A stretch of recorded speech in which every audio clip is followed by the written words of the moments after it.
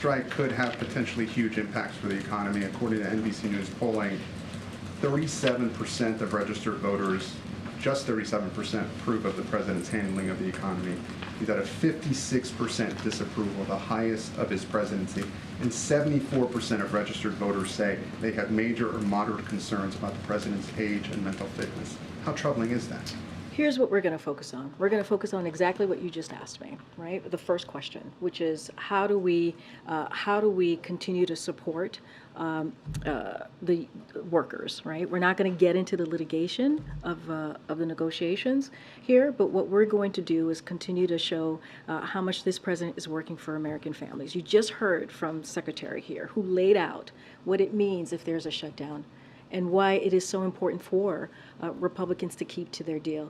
That's what we're going to focus on. You see, the Bidenomics, I get it. I get that Americans right now, they've been through a lot, right? They've been through the pandemic, this global pandemic that we're coming out of. They have been through what we've seen because of Russia's war in Ukraine, and we saw inflation spike. We saw what's going on with what Americans are feeling every day. This is why this president has been so zeroed in, so laser focused on lowering costs for Americans, and we've done that. And a lot of the policies that the president has put forward are indeed popular. I mean, Bidenomics has worked so well that you have Republicans in their own districts, in their own states, taking credit for things that the president pushed forward, policies that the president has pushed forward, legislation that they didn't even vote for. If you think about the American Rescue Plan, the Inflation Reduction Act. So I get the polling that you're laying out.